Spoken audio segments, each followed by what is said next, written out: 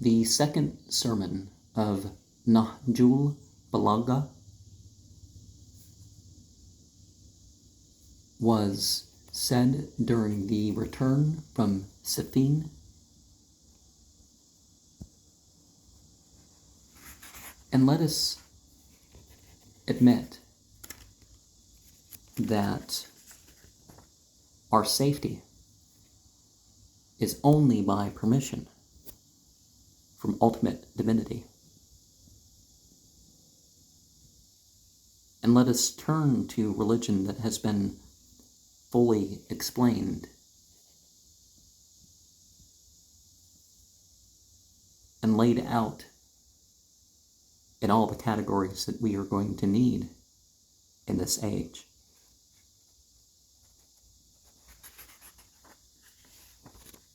Let that light spread.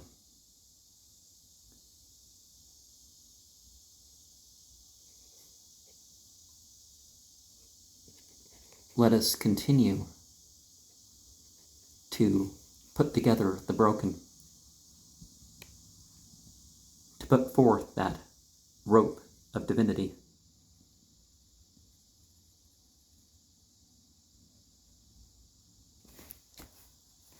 When people aren't turning to God's guidance, they find the places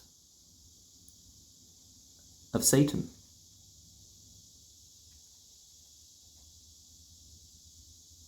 Where his guidance has mixed in. And they bear those signs and standards. Like, remember that the stars and the suns and the moons and all that were on flags of people who fought the early Muslim community. And some of this was clearly in what was overall good for this world, but that's, how things seem. And you got to be wary of the character of your neighbors and your company and all that sort of stuff. And if people are troubled, if people are doing wrong to others, it is for us to say something. And the people who learn through the disciplic succession are the ones who preserve and protect the religious texts, the oral and understanding side of the tradition as well. They are ones that build up and maintain the mountains of faith, because it starts little pebble by pebble until you're a mountain, a believer.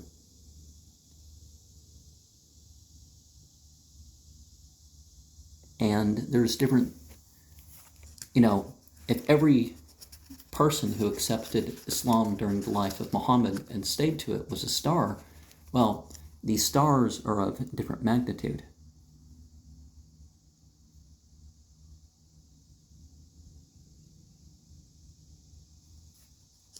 And some were fit to take leadership roles, and some were not.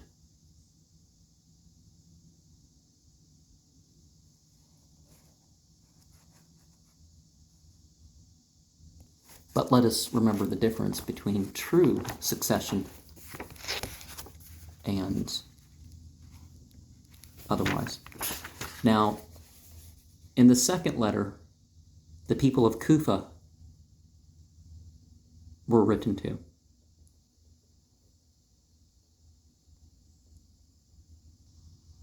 There's a verse in the Quran, Surah 4, something along the lines of obey God, the revelation, obey the messenger, the inspiration, and those in authority over you. Now, we know that we can disobey anyone if it disagrees with those other two. But we're also told, whether it's familial or political authority, it's not just what's right, it's what's fair. But if the ruler's not asking you what is wrong, then, in general, you just, obey. And you thank God, first of all, when it comes to any bounties that one receives. But let us remember to promptly respond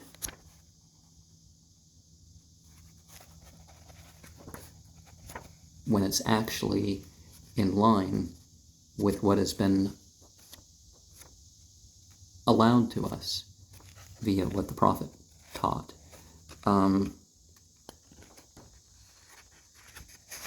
Some of the letters are instructions, and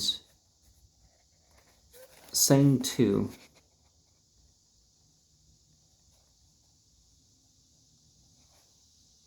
if we are seeking beyond what is our right, we devalue ourselves. Like, I see people that their lives are harder because they would even be willing to earn money from unlawful means. Sometimes they're doing stuff like gambling, trying to make money. Or if they had opportunity to do such and such job, or they'll excuse somebody like a particular individual who's very famous, is more powerful than any country as an individual, because that guy back in 1988 said, well, if I didn't do it, someone else would have. You just can't excuse that.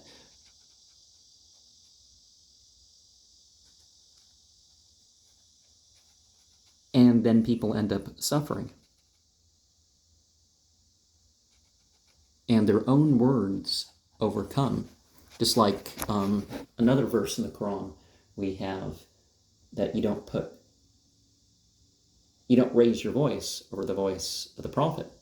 Well, again, people devalue themselves with all their, it's my philosophy and this, that, and other.